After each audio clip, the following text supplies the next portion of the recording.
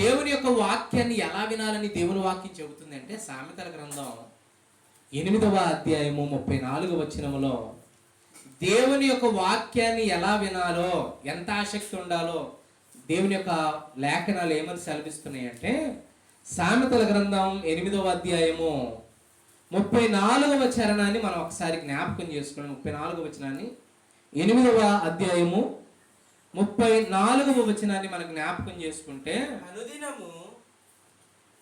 అనుదినము నా గడప యొద్ద కనిపెట్టుకొని నా ద్వారబంధముల యొద్ద కాచుకొని నా ఉపదేశము వినువారు ధన్యులు. నన్ను కనుగొనువాడు జీవమును కనుగొనును, యెహోవా కటాక్షము వానికి కలుగును. చాలు. 34వ వచనంలో ఆయన అంటున్నాడు కదా, అనుదినము నా గడప యొద్ద, అనుదినము నా గడప యొద్దగా కనిపెట్టుకొని నా ద్వారబంధముల యొద్ద కాచుకొని నా ఉపదేశము వినువారు ధన్యులు. నిజమా కాదండి? మనుషుల మాటలు వింటే మనుషులు చెడిపోతారేమో, కానీ దేవుని మాట వింటే ఖచ్చితముగా వారు ధన్యులే. అన్యులు కాదు సుమా. దేవుని మాట వినినటువంటి ప్రతి ఒక్కరు కూడా ధన్యులే. మన జీవితంలో చాలా మంది మనుషుల మాటలు విని చాలా నష్టపోయాం, అవునా కాదా? అయినటువంటి వారు కావచ్చు, కానిటువంటి వారు కావచ్చు, వారి మాటలు విని నష్టపోయాం. కానీ దేవుడు అంటున్నాడు, బాయ్, వారి మాటలు వీరి మాటలు విని నష్టపోయే కంటే అనుదినం నువ్వు చేయవలసిన పని ఏమిటో తెలుసా? నా గడప యొద్ద కాచుకొని కనిపెట్టుకొని నా ద్వారబంధముల యొద్ద నువ్వుండి, ఇదిగో నా మాటల కొరకు ఏం చేయాలి? కనిపెట్టుకుంటే నువ్వు ధన్యుడు. నా మాట వింటే ధన్యుడివి అని దేవుని యొక్క వాక్యం సెలవిస్తుంది. అందుకని పూర్వకాలంలో ఉన్నటువంటి దేవుని ప్రజలైనటువంటి వారికి ఈనాడు కూడా దేవుడు తన మాటలు చెప్పేది ఏమిటయ్యా అంటే, దేవుడు పూర్వకాలం ముందు నానా రకాలుగా మాట్లాడాడు. తన దూతల చేత, యాజకుల చేత, రాజుల చేత, కనీస జంతువుల చేత కూడా ఆయన మాట్లాడాడు. జంతువుల చేత కూడా ఆయన చెప్పించాడు పూర్వకాలంలో. తరువాత తన కుమారుని చేత, అపోస్తుల చేత, ఈనాడు తన సేవకుల చేత, తన వాక్యము చేత దేవుడు మనతో మాట్లాడుతూ ఉంటాడు. అందుకని పూర్వకాలపు పరిస్థితులను ఎరిగినటువంటి దేవాతి దేవుడు వారి దగ్గరకు, దేవుని ప్రజలైనటువంటి వారి దగ్గరకు సువార్తికులను పంపిస్తే, ప్రవక్తలను పంపిస్తే వారు ఏం చేశారు తెలుసండి? వారిని తిరస్కరించాడు. అందుకని యెషయా గ్రంథంలో అదే మాట రాయబడి ఉంది. చూడండి ఒకసారి. యెషయా గ్రంథంలో 50వ అధ్యాయం 10వ వచనంలో ఒక మాట రాయబడి ఉంది. చూడండి ఒకసారి చూద్దాం. యెషయా గ్రంథము 50వ అధ్యాయము 10వ వచనంలో ఒక మాట, చక్కటి మాట రాయబడింది. చూద్దాం. యెషయా గ్రంథము 50వ అధ్యాయము 10వ వచనము. మీలో యెహోవాకు భయపడి ఆయన సేవకుని మాట వినువాడెవడు? ఆయన సేవకుని మాట వినువాడు ఎవడు? దేవునికి భయపడితే ఎవరి మాట వింటారండి? దేవుని సేవకుని మాట వింటారు. దేవుని సేవకుని మాట విన్నారు అని అంటే వారు ఎవరికి భయపడినట్టు? దేవునికి భయపడినట్టు అండి. అందుకని దేవుని వాక్యం సెలవిస్తుంది ఇక్కడ, మీలో యెహోవాకు భయపడి ఆయన సేవకుని మాట వినువాడు ఎవడో అని అంటున్నాడు. నిజమే కదండి? దేవుని యొక్క వాక్యము, దేవుని వాక్కు మనం ప్రత్యక్షంగా దేవుని సేవకుల నోట నుండి, దేవుని యొక్క ఇదిగో ఈ లేఖనాల దగ్గర నుండి మనము తెలుసుకుంటున్నాం. దేవునికి భయపడ్డామంటే దేవుని వాక్యానికి, దేవుని సేవకునికి లోబడి ఉంటాం. దేవుని సేవకునికి లోబడి ఉన్నామంటే ఇదిగో దేవునికి మనము భయపడేటువంటి వారముగా మనము ఉన్నాము అని అర్థం.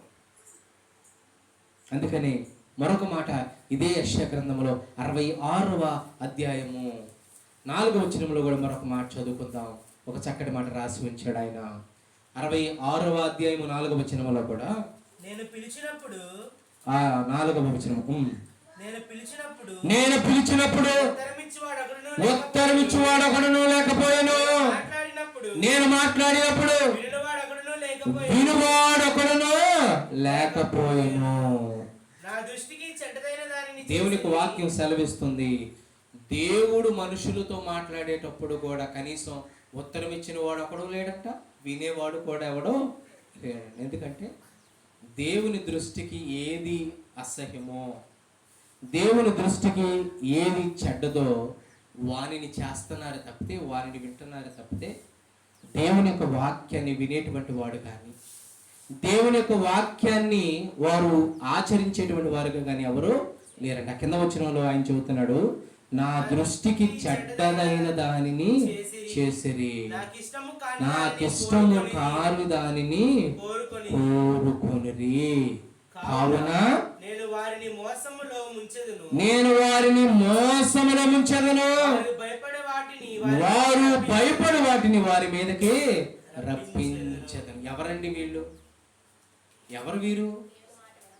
దేవుని మాట వినబడుతూ ఉంటే ఏం చేస్తున్నారంటే వీరు, అసలు ఉత్తరం ఇచ్చేవాడు ఒకడు లేడంట, వినువాడు ఒక్కడును. దేవునికి అసహ్యమైనది చెడ్డది వారు కోరుకుంటున్నారు కాబట్టి దేవుడు అంటున్న వారిని మోసంలోనే నేను ముంచేస్తాను, మోసంలో నేను వారిని ముంచుతాను. వారు దేనైతే భయపడుతున్నారో వారి మీదకి అది వస్తుంది అని అంటున్నాడు. అందుకనే దేవుని వాక్యం వినేటువంటి విషయంలో, దేవుని ఆజ్ఞలు గైకొనేటువంటి విషయంలో చాలా శ్రద్ధగా, చాలా ఆసక్తిగా వినాలి దేవుని యొక్క వాక్యము అని చెబుతున్నాడు.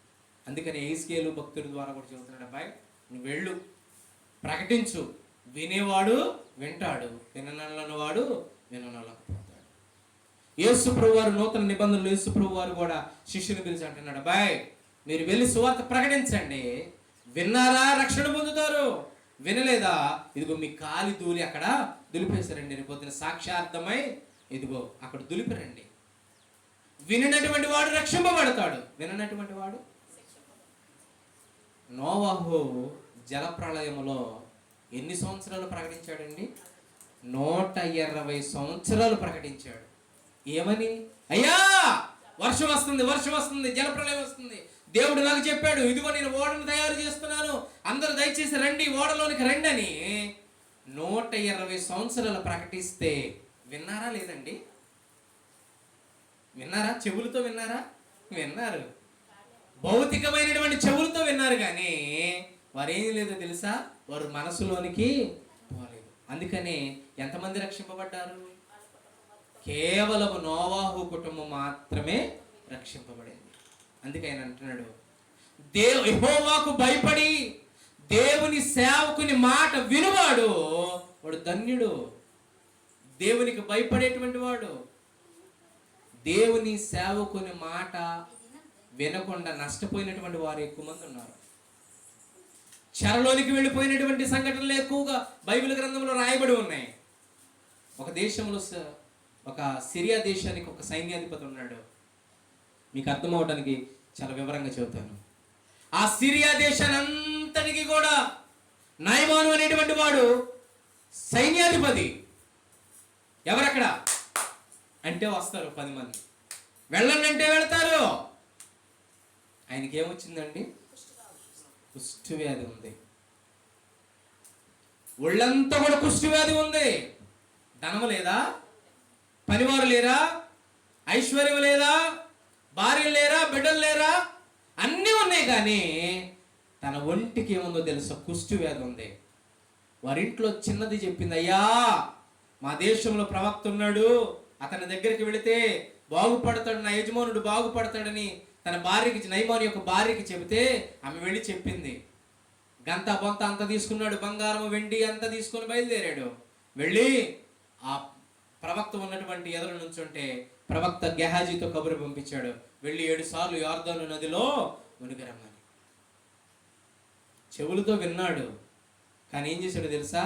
మా దేశంలో నదులు లేవా, మా దేశంలో శ్రేష్టమైనవి లేవా, ఇక్కడ మునగాల అనుకుని బయలుదేరిపోయి వెళ్ళబోతుంటే అతనితో ఉన్నటువంటి సైనికుడు అంటున్నాడు, అయ్యా ఒకవేళ 1000 మందికి భోజనాలు పెట్టమంటే పెడతావుగా, 1000 మందికి వస్త్రాలు పెట్టమంటే పెడతావుగా, ఇంకేదో గొప్ప కార్యం చేయమంటే చేస్తావుగా, గుడులు గోపురాలు కట్టిమంటే కట్టిస్తావుగా. ఆయన ఏమన్నాడు? ప్రవక్త ఏమన్నాడు? కేవలం నీటిలో స్నానమే కదా చేయమంది అని అంటే ఆయన చల్లబడి స్నానం చేసి యొర్దాను నదులు 7 సార్లు మునిగితే ప్రవక్త మాట విని ఆచరించటం వలన ఒళ్ళంతా కుష్టుంది. 7 సార్లు యోర్దాను నదిలో స్నానం చేయటం వలన, స్నానం చేసి మునిగి లేచటం వలన ఏమైందండి? ఎలా ఉంది అతని దేహం అంటే పసిపిల్లవాని దేహం వలె మారింది.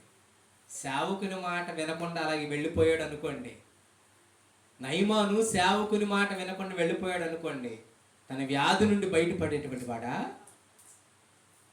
అతను విని ఆచరించాడు కాబట్టి తన దేహము కుష్టు వ్యాధి నుండి దినదినము శరీరం అంతా కూడా తినేస్తూ ఉంటుంది కుష్టు వ్యాధి. అలాంటి స్థితిలో నుండి సైన్యాధిపతి, సిరియా సైన్యాధిపతి నయమాను యొక్క శరీరం పసిపిల్లవారి దేహం వలె మారింది. ఎందువల్ల చెప్పండి? జాగ్రత్తగా దేవుని యొక్క వాక్యాన్ని, దేవుని సేవకుని మాటను వినుటను బట్టి. మరొక ఆమె ఉంది, యెరికో పట్టణంలో రాహాబు అనేటువంటి ఆవిడ. రాహాబు అనేటువంటి ఆవిడ దేవుని గురించి ఉంది, దేవుని ప్రజలు వస్తున్నారంట, మన యెరికో పట్టణం మీద కూడా వస్తున్నారంట అని విని విడిచిపెట్టిందండి. విని విడిచిపెట్టలా, విశ్వసించి తన కుటుంబాన్ని ఏం చేసుకుంది? రక్షించుకుంది. విని విడిచిపెట్టలా, రక్షించుకుంది. వారు వచ్చి వేగులు వారు వచ్చినప్పుడు ఆమె అంటుంది, అయ్యా మా పట్టణాన్ని ఎలాగైనా సరే మీకు అప్పచెబుతాడని తెలుసయ్యా. మీ దేవుని గురించి, మీ ప్రజల గురించి విన్నప్పుడు మా ప్రజలు, యెరికో పట్టణంలో ఉన్నటువంటి రాజు, యెరికో పట్టణస్థులు, యెరికో సైనికులు, యెరికో ప్రజలు, వారు గుండెలు ఏమైపోయినాయో తెలుసా? కరిగిపోయినాయి అయ్యా. దేవుని మాట విన్నప్పుడు, దేవుని ప్రజల గురించి, దేవుని శక్తి గురించి తెలిసినప్పుడు ఇదిగో వారు గుండెలు ఏమైపోయినాయి అంటే కరిగిపోయినాయి అంట. ఎన్ని ఆదివారాలు వెళ్ళింది, ఎన్ని శనివారాలు వెళ్ళింది, ఎన్ని వారాలు ఉపవాసం ఉంది రాహాబు అనేటువంటి ఆవిడ? దేవుని మాట విని దాన్ని ఏం చేసింది తెలిసి విడిచిపెట్టలేదు సుమా. ఒకవేళ ఏదో దేవుడు మనుషులు ఇశ్రాయేలు ప్రజలు వస్తున్నారంట, వారు ఏదో జయించుకొని పోతున్నారంట అనుకుని ఒకవేళ అలక్ష్యంగా ఉంటే ఏమయ్యి చెప్పండి? యెరికో పట్టణంలో అందరూ సంహరింపబడ్డారు. కేవలము రాహాబు కుటుంబం మాత్రం ఒక్కటే రక్షింపబడింది, తెలివి కలిగినది కాబట్టి. ఏం చేసింది? గబ గబ గబ గబ తన అన్నల దగ్గరికి, అప్పచెడుల దగ్గరికి, తల్లిదండ్రుల దగ్గరికి వెళ్ళా, ఎలారా నా ఇంటికి రండి అని చెప్పి ఎర్రటి తొగరదారాన్ని కిటికీకి కట్టి తన కుటుంబాన్ని రక్షించుకుంది. ఎందుని బట్టి చెప్పండి? దేవుని యొక్క వాక్కును వినుటను బట్టి, దేవుని యొక్క వాక్కును వినుటను బట్టి, దేవుని గురించి వినుటను బట్టి తాను తన కుటుంబాన్ని రక్షించుకుంది. మరొక ఆయన ఉన్నాడండి బైబిల్ గ్రంథంలో, సౌలు మహారాజు. ఆయన ఏం చేశాడో తెలుసా? చూస్తారా? సమూయేలు మొదటి గ్రంథం 15వ అధ్యాయము. సమూయేలు మొదటి గ్రంథం 15వ అధ్యాయము 24వ వచనాన్ని మనం జ్ఞాపకం చేసుకున్నట్లయితే చూడండి. సమూయేలు మొదటి గ్రంథం 15వ అధ్యాయము 24వ వచనాన్ని మనం జ్ఞాపకం చేసుకుందాం. సమూయేలు మొదటి గ్రంథము 15వ అధ్యాయము 23 నుంచి కూడా చూద్దాం. 23 నుంచి చూద్దాం. 23, 24 చూద్దాం. తిరుగుబాటు చేయుట, సోదె చెప్పుట అని పాపముతో సమానము. మూర్ఖతను అగుపరుచుట, మాయా విగ్రహములను, గృహదేవతలను పూజించుటతో సమానము. యెహోవా ఆజ్ఞ నీవు విసర్జించితివి గనుక నీవు రాజుగా ఉండకుండా ఆయన నిన్ను విసర్జించనగా సౌలు జనులకు జడిసి వారు మాట వినినందున నేను యెహోవా ఆజ్ఞను నీ మాటలను మీరి పాపము తెచ్చుకొంటిని. చాలండి. సౌలు రాజయ్యాడు, దేవుని ప్రజల మీద రాజయ్యాడు. రాజు ఏం చేస్తున్నాడో తెలుసా? దేవునికి అయిష్టమైనటువంటి కార్యాలు చేశాడు. దేవునికి అయిష్టమైనటువంటి కార్యాలు చేయడమే కాకుండా దేవునికి కోపం తెప్పిస్తే సౌలు మహారాజు అయి ఉండి, ప్రజలను పరిపాలించేటువంటి వాడై ఉండి, ప్రజలకు చెప్పాల్సింది పోయి ఎవరికి భయపడ్డాడో తెలుసా? జనులకు భయపడ్డాడు. సౌలు జనులకు తడిసి వారి మాట వినినందున. ఎవరి మాట? రాజు మాట ప్రజలు వినాలా? ప్రజల మాట రాజు వినాలా? ప్రవక్త ఉన్నాడు, రాజున్నాడు, ప్రజలున్నారు, దేవుడున్నాడు. దేవుని దగ్గర నుంచి ప్రతి సమాచారం ప్రవక్తకి, ప్రవక్త దగ్గర నుండి రాజుకి, రాజు దగ్గర నుంచి మనుషులకు వెళ్ళవలసింది పోయి సౌలు మహారాజు అయినటువంటి రాజు సోదెగాండ్రను, చిల్లంగితనమును, వీటన్నిటిని కూడా ఆశ్రయించడం ద్వారా దేవుడు అతని రాజ్యాన్ని ఏం చేశాడు తెలుసా? అతని దగ్గర నుంచి తీసి తర్వాత సౌలు అంటున్నాడు, సౌలు ఏమంటున్నాడు తెలుసా? చూడన్న మాట. సౌలు జనులకు జడిసి వారి మాట వినినందున నేను యెహోవా ఆజ్ఞను నీ మాటలను మీరి పాపము తెచ్చుకొంటిని. ఏం తెచ్చుకున్నాడంటండి? పాపం తెచ్చుకున్నాడంటండి. మనుషులు మాటలు వింటే మనకు వచ్చేది శాపమే తప్ప, పాపమే తప్ప ఆశీర్వాదం కాదు. కానీ దేవుని యొక్క వాక్యాన్ని మనం విని ఆచరించగలిగినట్లయితే దేవుడు మనకు ఆశీర్వాదాన్ని దయచేస్తాడు. మనం దడవలసింది ఎవరికంటే దేవునికి, దేవుని వాక్యానికి, దేవుని సేవకులకు. దేవునికి మనం భయపడాలి తప్ప మనుషులకు కాదు. ఒకవేళ మనుషులకు భయపడితే సౌలు మహారాజు మనుషులకు భయపడి ఏం తెచ్చుకున్నాడు? శాపాన్ని తెచ్చుకున్నాడు, పాపాన్ని తెచ్చుకున్నాడు, రాజ్యాన్ని కోల్పోయాడు. దేవుడు ఇచ్చినటువంటి దానిని కూడా ఏమయ్యాడు తెలుసా? దేవుడు తీసేసుకున్నాడు. దేవుని మాట వినకపోవటం వలన. ఆయన చెవులతో విన్నాడు కానీ, ప్రవక్త చేత చెప్పినప్పుడు విన్నాడు కానీ తన మనసులోనికి అవి జొరబడలా. అవి మనకి మనసులోనికి జొరబడలా. ఈనాడు చాలా మంది దేవుని యొక్క వాక్యాన్ని వినటానికి వింటున్నారు కానీ క్రైస్తవ ఆధ్యాత్మిక జీవితంలో దేవుని యొక్క వాక్యాన్ని వినటం మాత్రమే కాదు, వినిన దానిని బట్టి ఆచరించేటువంటి వారు దేవునికి కావాలి. ఒకరోజు అడవిలో ఒక లేడి ఉంది. ఆ లేడికి 2 పిల్లలు ఉన్నాయి. అవి ఒక గృహలో నివసిస్తూ ఉన్నాయి. ప్రతిరోజు ఇది బయటికి వెళ్ళి ఆకులు అలములు తిని వచ్చి పిల్లలకి పాలిస్తుంది. అది తల్లి పాలిస్తూ వెళ్ళేటప్పుడు చెబుతుంది, అమ్మా మీరు బయటికి రావద్దు. పిల్లలకి చెబుతుంది లేడీ, మీరు బయటికి రావద్దు. బయట క్రూరమైన తోడేళ్ళు, మృగములు, వన్యప్రాణులు మిమ్మల్ని చంపేస్తే బయటకు వచ్చారంటే అని హెచ్చరించి బయటికి వెళ్ళి అలా మేసి మరలా వచ్చి పాలిస్తారు. రోజు అలా వెళుతుంది. పిల్లలు కొద్ది కొద్దిగా ఎదుగుతూ ఉన్నాయి. చిన్నపిల్లలు కదా, ఆటకాయితనంగా ఉంటాయి కదా. రోజు అమ్మ చెబుతుంది బయటకు వెళితే క్రూర మృగాలు ఉన్నాయని, తోడేళ్ళు ఉన్నాయని, బయట ప్రపంచం ఎలా ఉంటుందో మనం లోపలే ఉంచుతుంది అని అనుకుని ఇవి ఉత్సుకతతో బయటకు వచ్చినాయి. బయట రెడీగా కాసుకొని ఉంది సింహం. వాటి మీద పడి చంపింది. వాటి మీద చంపి అట్లా పెట్టి ఉంచి అది పక్కన ఉన్నటువంటి నక్కకు చెబుతుంది, ఓ నక్క, నాకు చిన్న పని ఉంది, చూసుకొని వస్తాను, వీటిని చాలా జాగ్రత్తగా చూస్తూ ఉండు అని చెబితే అవి నక్క దాని ఎదురు కూర్చొని చంపినటువంటి పిల్లలు, లేడి పిల్లలు ఇంకా చూస్తా అది ఊరకుండా లేక సింహం పని మీద వెళ్ళి వస్తానంది కదా, ఈ లోపల తన ఆకలి తీర్చుకుందాం అనుకొని ఆ 2 లేడి పిల్లలకు ఉన్నటువంటి చెవులు కొరికేసింది. మళ్ళీ ఏమి ఎరగనట్టుగా వచ్చి కూర్చున్నది. సింహం అంతలోనే రానే వచ్చింది. తీరా చూస్తే ఆ లేడి పిల్లలు తిందామని చూస్తే ఆ లేడి పిల్లలకి ఏమి లేవు, చెవులు లేవు.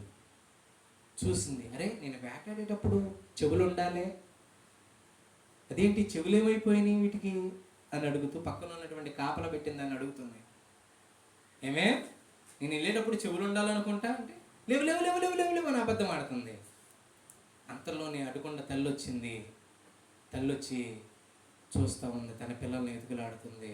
ఆ చుట్టుపక్కల ఎదుగుతూ ఉంటుంటే ఒక చోట విగత జీవులై సింహం చేతులు చనిపోయినటువంటి పిల్లలు అక్కడ ఉన్నాయి. వాటి దగ్గరకు వచ్చి దూరంగా నిల్చొని చూస్తూ ఏడుస్తూ ఉంది.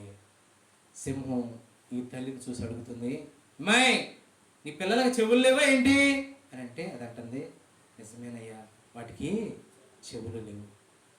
చెవులుంటే అవి బయటికి వచ్చేవి కావు. నిజంగా చెవులు లేవండి, ఉన్నాయి. కానీ తల్లి చెప్పినటువంటి మాటను అవి చెవిన పెట్టుకోవాలి, మనస్సును పెట్టుకోవాలా. ఈరోజు దేవుని వాక్యాన్ని క్రైస్తవులైనటువంటి మనము, దేవుని బిడ్డలను ఎరిగినటువంటి మనము కూడా కేవలము వినువారు మాత్రమే ఉండి మనం మోసపుచ్చుకొనకుండా విన్నదాన్ని ప్రవర్తించువారునై ఉండాలి. నయమాను విని ఆచరించకుండా వెళ్ళిపోతే స్వస్థత పొందేవాడా? రాహాబు విని వదిలిపెడితే తన కుటుంబం బ్రతికేదా? సౌలు మనుషులకు భయపడ్డాడు కానీ మనుషుల మాట విన్నాడు కానీ ప్రవక్త మాట వినలేదు, దేవుని మాట వినలేదు. దాని మూలంగా రాజ్యాన్ని కోల్పోయి ఏమంటున్నాడంటే, తన పాపాన్ని నేను తెచ్చుకున్నానయ్యా. లోక సామెత ఉంది కదండి, చేతులు కాలేక ఆకులు పట్టుకుంటే ఏం ప్రయోజనం? చేయాల్సిందంతా చేసేశాడు. దేవుని మాట విని ఆచరించాల్సినటువంటి సౌలు ప్రజల మాట విని ఏం తెచ్చుకున్నాడు చెప్పండి? పాపాన్ని తెచ్చుకున్నాడు. ఈరోజు మనము కూడా చాలామంది మనుషుల మాటలు విని పాపాన్ని తెచ్చుకున్నటువంటి సందర్భాలు చాలా ఉన్నాయి. శాపాన్ని తెచ్చుకున్నటువంటి సందర్భాలు చాలా ఉన్నాయి. నష్టపోయినటువంటి సమయాలు చాలా ఉన్నాయి. అందుకనే మనుషుల మాటలు కాదు కానీ ఎవరి మాట వినాలట?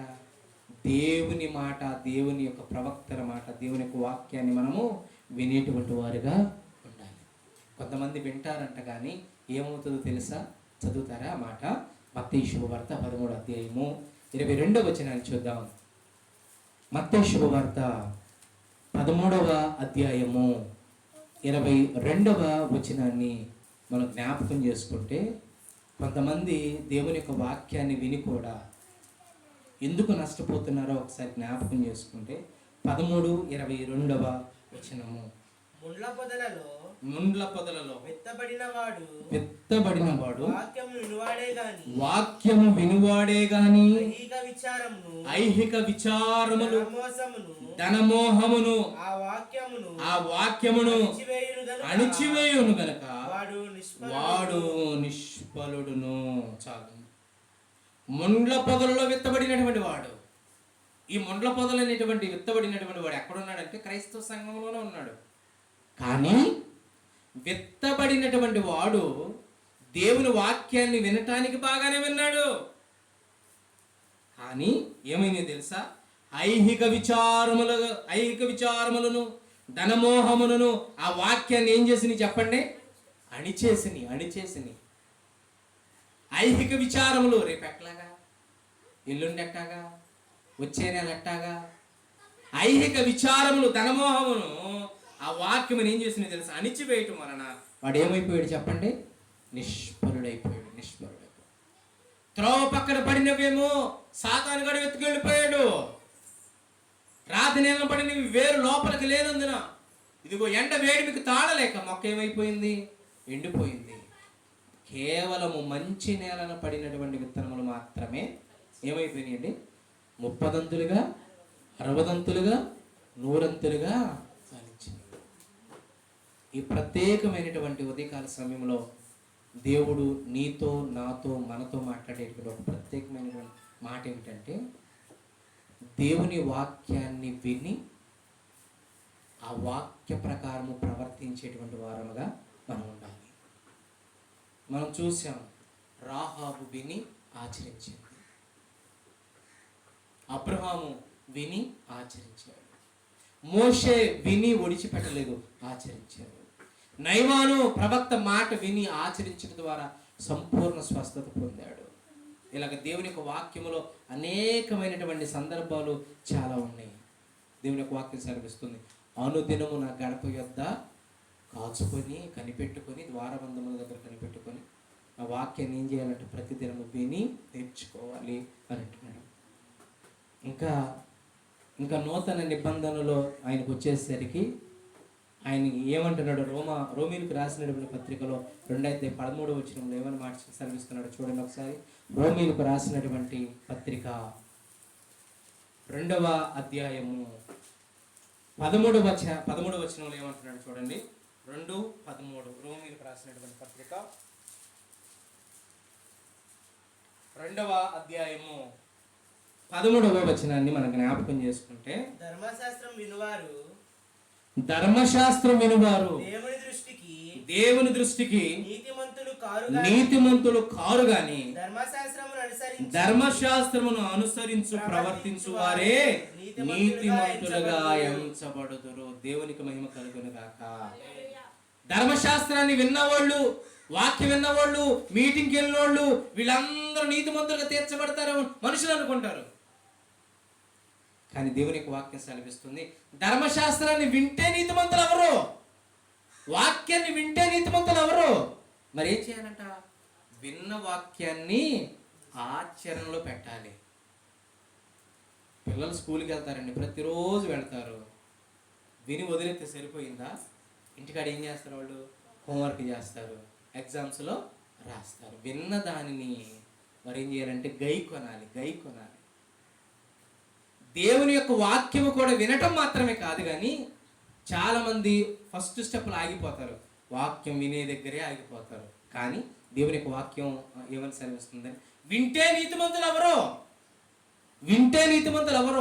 మరి ఏం చేయాలి? దాన్ని అనుసరిస్తే నీతిమంతులు అవుతారు. అబ్రహాము విని ఊరుకున్నాడా? లేచి బయలుదేరాడు.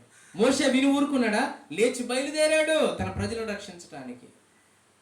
దేవుని యొక్క ధర్మశాస్త్రాన్ని విన్నావాడు నీతిమంతుడు అవడం, దాన్ని అనుసరించినటువంటి వాడే నీతిమంతుడు అవుతాడు. అందుకని మనకు ఒక హెచ్చరికగా ఆయన ఏమంటున్నాడు తెలుసా? యాకోబు పత్రిక 1:22 ఏమంటున్నాడు చూడండి. యాకోబు పత్రిక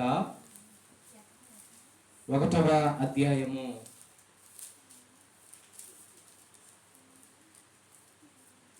22-23 చరణాలు ఏమని చెబుతున్నాయి, వచనాలు ఏమని చెబుతున్నాయి చూడండి. యాకోబు రాసినటువంటి పత్రిక 1వ అధ్యాయము 22-23 వచనాలు. మీరు వినువారు మాత్రమై ఉండి మిమ్మును మీరు మోసపుచ్చుకొనకుండా వాక్య ప్రకారము ప్రవర్తించు వారునై ఉండుడి. ఎవడైనను వాక్యము వినువాడయుండి దాని ప్రకారము ప్రవర్తింపని వాడైతే వాడు అద్దములో తన సహజ ముఖమును చూచుకొని మనుషుని పోలి ఉన్నాడు. కేవలము వాక్యం వినటం మాత్రమే కాదు, కానీ విన్నదాన్ని ఏం చేయాలంట? అనుసరించాలి. అది దేవుని యొక్క వాక్యం. అందుకని చాలా మంది ఏమనుకుంటారంటే, క్రైస్తవులు మందిరాలు నిండిపోతాయి, సంఘాలు నిండిపోతాయి, టెంట్లు వేస్తారు బయట. చాలామంది నిండిపోయాడండి, భక్త సందోహం అండి, జనాలండి, అదండి ఇదండి అని చెప్పుకుంటారండి. కానీ దేవుని యొక్క వాక్యం లక్షల మంది వింటారు. దేవుడు లక్షల మందిని నీతిమంతులుగా తీర్చడం. ఎవరిని నీతిమంతులుగా తీరుస్తాడంటే దానిని విని ఆచరించినటువంటి వారు. నోవాహు జలప్రళయంలో చాలా మంది విన్నారు, అయ్యా జలప్రళయం అంటే చాలా మంది విన్నారే, కానీ విని ఆచరించిన వాడు మాత్రమే రక్షింపబడ్డాడు. మనం ఈ భూమి మీద నువ్వు ఎలా బ్రతికినా ఒకరోజు చనిపోతాం మనం. కానీ రేపు యేసు ప్రభు 2వ రాకడలో ఆయన స్వరము వినేటువంటి ఒక సంఘటన ఉంది మనకు. ఆయన స్వరము వినితే ఏం జరుగుతుందో తెలుసా? ఒకసారి చూడండి, నా మాట కూడా చదువుదాం. యోహాను శుభవార్త 5వ అధ్యాయము 25వ వచనాన్ని మనం చూద్దాం. యోహాను శుభవార్త 5వ అధ్యాయము 25వ వచనము. యోహాను శుభవార్త 5వ అధ్యాయం 25వ వచనము. దేవుని కుమారుని శబ్దము విను గడియ వచ్చుచున్నది. 25వ వచనం. మృతులు దేవుని కుమారుని శబ్దము విను గడియ వచ్చుచున్నది, ఇప్పుడే వచ్చి ఉన్నది, దానిని వినువారు జీవించురని మీతో నిశ్చయముగా చెప్పుచున్నాను. చాలండి. యేసు ప్రభు 2వ రాకడలో ఆయన మధ్యాకాశములకు వచ్చినప్పుడు ఆయన స్వరము వినినటువంటి వారు ఏమవుతారో తెలుసండి? సమాధులు తెరవబడతాయి, లేపబడతారు, ఆయనతో పాటు మనము ఎత్తబడతాం. ఆయన స్వరాన్ని వినేటువంటి వారుగా ఉండాలంటే భూమి మీద ఆయన చిత్తాన్ని మనం జరిగించినటువంటి వారముగా మనము ఉండాలి. ఆయన పిలిచినప్పుడు వెళ్ళేటువంటి వారముగా ఉండాలంటే ఇదిగో భూమి మీద మనకి ఇచ్చినటువంటి చిన్న జీవితంలో దేవునికి నమ్మకంగా బ్రతకాలి. మీరు చూసే ఉంటారు అనేక సార్లు, ఒక మనిషి చనిపోయాడు అనుకోండి, ఆ మనిషి సమాధి దగ్గర ఒక రాయేస్తారు. ఆ రాయేసి అదిగో ఆ రాయి మీద ప్రభునందు నిద్రించారని చెప్పి, ఆయన ఎప్పుడు పుట్టాడో ఒక డేట్ వేసి, ఆయన ఎప్పుడు మరణించాడో ఒక డేట్ వేసి, మధ్యలో ఏముంటుందో తెలిసి చిన్న గీత ఉంటుంది. ఎప్పుడు పుట్టాడో ఎప్పుడు చనిపోయాడో ఒక మధ్య చిన్న గీత ఉంటుంది. మన జీవితం అదేనండి, చిన్న గీత. ఈ చిన్న జీవితం చాలా చిన్న జీవితం. అందుకని ఆయన అంటున్నాడు కదా, ఇంతలో కనబడే అంతలో మాయమయ్యేటువంటి బ్రతుకులు. ఈ చిన్న జీవితంలో దేవుని సంతోషపరచాలి, దేవుని చిత్తాన్ని నెరవేర్చాలి, దేవుని మాట విని దాని ప్రకారం ఆచరించగలిగినట్లయితే ఆయన అంటున్నాడు కదా, ఆయన ఆశీర్వాదాన్ని దయచేసేటువంటి వాడుగా ఉన్నాడు. కీర్తన గ్రంథంలో 81వ కీర్తన ఆయన అంటున్నాడు 8వ వచనంలో, ఆ మాట చదువుతాం చూడండి ఒకసారి. కీర్తన గ్రంథం 81వ కీర్తన, కీర్తన గ్రంథం 81వ కీర్తన 8వ వచనాన్ని మనం జ్ఞాపకం చేసుకుంటే, నా ప్రజలారా 81:8 నా ప్రజలారా ఆలకింపుడి, నేను నేను మీకు సంగతి తెలియజేయుదును. మీకు సంగతి తెలియజేతును. అయ్యో ఇశ్రాయేలు, నీవు నా మాట వినిన ఎడల ఎంత మేలు. ఎంత మేలు. చాలు. దేవుడు అంటున్నాడు, అయ్యో ఇశ్రాయేలు, నీవు నా మాట వింటే నీకు మేలయ్యా. నువ్వే వింటున్నావు లోక వార్తల, నువ్వే వింటున్నావు లోకపు మనుషుల మాటల, నువ్వే వింటున్నావు అంటే దేవుని సంబంధం కానటువంటిదా? అది మనకు మేలు కానే కాదు. మరి దేనికి మేలు అంటే మనకి దేవుని మాట వల్లనే. మనకు దేవుని మాట మనం వింటే జ్ఞానం సంపాదించుకుంటాం, దేవుని మాట వినటం బట్టి ఆరోగ్యాన్ని సంపాదించుకుంటాం, దేవుని మాటను బట్టి బుద్ధిని వివేకాన్ని సంపాదించుకుంటాం, దేవుని మాటను వినుట ద్వారా మనం ఐశ్వర్యాన్ని మనం సంపాదించుకుంటాం, జ్ఞానమును సంపాదించుకుంటాం, మన కుటుంబాన్ని కట్టుకుంటాం. ఒకవేళ దేవుని యొక్క వాక్యాన్ని విని విడిచిపెడితే అది ఎందుకు ప్రయోజనం కాదు.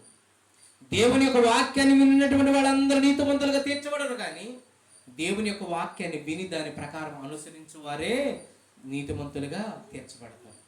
ఒకవేళ మనమే గనక దేవుని యొక్క వాక్యాన్ని, ఆయన అంటున్నాడు మరొక చోట అంటున్నాడు, ఆ మాట జ్ఞాపకం చేసి నేను ముగిస్తాను. ద్వితీయోపదేశకాండం 28వ అధ్యాయము, ద్వితీయోపదేశకాండం 28వ అధ్యాయము మొదటి వచనం నుంచి మనం చదువుకుందాం. 28 మొదటి నుంచి మనం చదువుకుందాం. నీవు నీ దేవుడైన యెహోవా మాట శ్రద్ధగా వినిన ఎడల నేడు నేను నీకు ఆజ్ఞాపించుచున్నటువంటి ఈ ఆజ్ఞలన్నిటినీ అనుసరించి నడుచుకొని ఎడల నా దేవుడైన యెహోవా భూమి మీద ఉన్న సమస్త జనముల కంటేను నిన్ను హెచ్చించును. నీవు నీ దేవుడైన యెహోవా మాట వినని ఎడల ఈ దీవెనలన్నీ నీ మీదకు వచ్చి నీకు ప్రాప్తించును. ఎక్కడెక్కడ ఆశీర్వదింపబడతారో చూడండి ఒకసారి. పట్టణంలోనంట, పొలములో, నీ గర్భఫలము, నీ భూఫలము, నీ పశువులు, నీ మందలు, నీ దుక్కుటెద్దులు, నీ గొర్రె మేకల మందలు, నీ గంపయు, నీ పిండి బిస్కు తొట్టియు, నీ లోపలికి వచ్చినప్పుడు బయటికి వెళ్ళినప్పుడు నువ్వు దీవింపబడతావు. దేవునికి మహిమ కలుగునుగాక. చూసారా ఎలాగ వినాలంటే దేవుని వాక్యాన్ని శ్రద్ధగా వినటమే కాదు, వినిన దానిని ఆచరిస్తే ఆయన అంటున్నాడు కదా, ఇదిగో నీ భూఫలం, నీ గర్భఫలం, నీ పొలములో, పట్టణములో, దుక్కుడెద్దులు, నీ గొర్రె మేకల మందలు, ఇంకా నీ గంపయు, పిండి బిస్కు తొట్టియు, నువ్వు లోపలికి వచ్చినప్పుడు బయటకు వెళ్ళేటప్పుడు నువ్వు ఆశీర్వదింపబడతావు. మనుషులు ఎవరన్నా మనల్ని ఆశీర్వదిస్తే ఉన్నవాళ్ళు అయిపోతామండి. మనల్ని సృజించిన వాడు మనలను ఆశీర్వదించాలి. మనం ఆశీర్వదింపబడాలి అని అంటే మనం ఒక పని చేయాలి. ఏంటో తెలుసా? దేవుని మాటను శ్రద్ధగా ఆలకించి దాని ప్రకారము నడుచుకొని దేవుని ఆశీర్వాదం పొందుకోవాలని ప్రభు పేరట మనం చేస్తున్న దేవుడి వాక్యాన్ని మన వినికిడిలో దీవించి ఆశీర్వదించునుగాక. ఆమేన్. కళ్ళు మూసుకొని చిన్న